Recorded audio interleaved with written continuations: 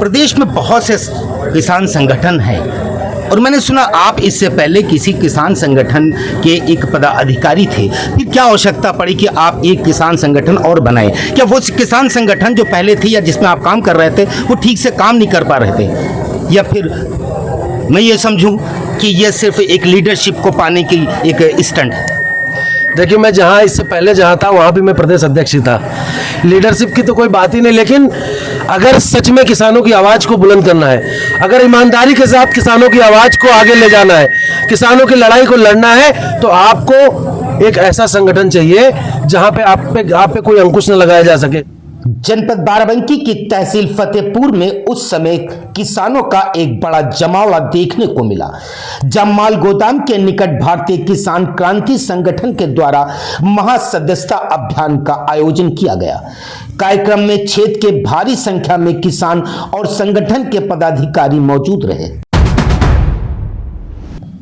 कार्यक्रम में मुख्य अतिथि के रूप में पहुंचे संगठन के प्रदेश अध्यक्ष धर्मेंद्र यादव ने किसानों को संबोधित करते हुए कहा कि संगठन हमेशा किसानों के हक और अधिकार की लड़ाई मजबूती से लड़ता रहेगा और किसानों की हर समस्या को शासन प्रशासन तक पहुंचाने का काम करेगा। इस दौरान जिला अध्यक्ष राधे रमन वर्मा, युवा जिला अध्यक्ष सूरज यादव, युवा तहसील अध्यक्ष बेचेलाल कश्यप सहित संगठन के कई पदाधिकारी व स्थानीय जनप्रतिनिधि मौजूद रहे।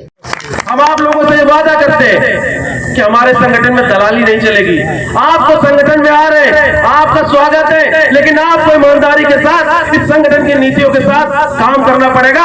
अगर काम करना चाहते हैं आप नीतियों के साथ, ईमानदारी के साथ, तब भी संगठन में आइए, बाकी आपकी आवश्यकता नहीं है हमें। जहाँ पे क्योंकि किसान हिंदू, मुस्लिम, सिख, ईसाई सब किसान है। इस देश का आम नागरिक, इस देश में गांव में रहने वाली जो भी जनता है, वो किसी भी जाति, किसी भी बिरादरी, किसी भी धर्म की हो, वो सब किसान है। तो हमारे जितने भी साथी, इन सब कहीं ना कहीं उस जो हम पुराने संगठन में थे वहां पे हमें कहीं ना कहीं कोई ना कोई समस्या ऐसी आ रही थी, जिसको लेके हमारे तमाम साथियों ने, हमारे राष्ट्रीय अध्यक्ष जी ने, जो हमारे बड़े भाई ऋषि मिश्रा जी हैं, हम सब लोगों ने बैठ के एक विचार किया, एक तैयारी बनाई और ऐसी तैयारी बनाई, एक ऐसी क्रांति की तैयारी की गई है कि जो गांव से निकल के, ब्लॉक से होते हुए, तहसील से होते हुए, जिला मुख्यालय से होते हुए उत्तर प्रदेश में किसानों की आवाज को लेके गूंजेगी और आने वाले समय में उत्तर प्रदेश के अंदर भारतीय किसान क्रांति यूनियन एक नाम होगा। और आपके संगठन का फर्स्ट प्रेफरेंस क्या होगा?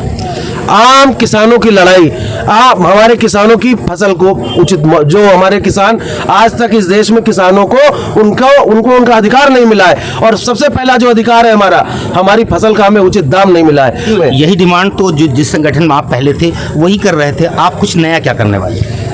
किसी भी संगठन, हमारे देश में तमाम संगठन चल रहे हैं, वो ठीक से नहीं कर रहे थे, लेकिन किसी भी संगठन ने, कोई किसान आयोग की गठन की मांग कर रहा है, कोई तमाम आयोग की अलग अलग बात कर रहा है, लेकिन हमारा जो संगठन है, हमारे संगठन की मेन प्रमुख मांग यही है कि भारत देश के किसानों की जो फसल है, उस फसल का जब तक उचित दाम नहीं मिलेगा तब तक ये क्रांति ऐसे ही चलती रहेगी। और मैंने सुना कि जो लोग आपके साथ में इस समय हैं, आपके इस संगठन में भारतीय किसान क्रांति यूनियन, ये दूसरे संगठन में भी थे, यानी वो सिर्फ यहाँ आ गए हैं, और क्या नाम बदलने से क्या उनके विचार भी बदलेंगे?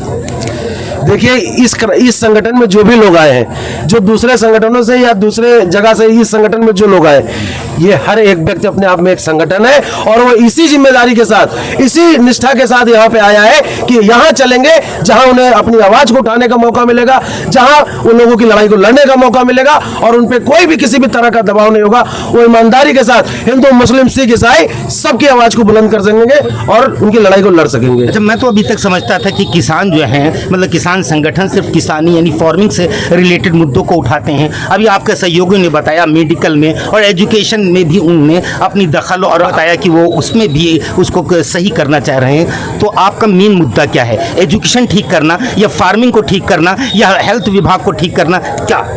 देखिए, इस देश का जो किसान है ना, उसको सबसे पहले जो आवश्यकता है, उसे सबसे पहले ही जो चीज़ की आवश्यकता है, हमें हमारी फसल का उचित दाम मिले, हमारे बच्चों को, हमारे परिवार को अच्छा स्वास्थ्य व्यवस्था मिले और हमारे बच्चों की अच्छी पढ़ाई। किसान की 3 ही चीज चाहिए उनको, किसान को इस देश में 3 चीज चाहिए उनकी, हमारी फसल का हमें रेट मिले, हमें अच्छा स्वास्थ्य मिले और हमें हमारे बच्चों को अच्छी शिक्षा मिले।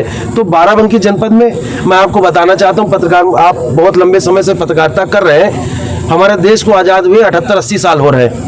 राजधानी के सबसे करीब जनपद है बाराबंकी, और बाराबंकी जनपद में आज तक एक ऐसा सरकारी अस्पताल नहीं है जहां पे उचित आम जनमानस का, किसानों का उचित इलाज हो सके। अगर इतनी भी गहरी चोट, आप पता करिएगा, अगर इतनी भी गहरी चोट लगी है तो बाराबंकी के जिला अस्पताल में उसका इलाज नहीं है। हम लोग लगातार पिछले कई सालों से बाराबंकी जो ट्रामा सेंटर के नाम से एक बिल्डिंग बनी है 10 मंजिल की, उस बिल्डिंग में सुचारू रूप से ट्रामा सेंटर चलाने की मांग कर रहे हैं, लेकिन शासन हमारी बात सुन नहीं रहा। हम लगातार आंदोलन कर रहे हैं।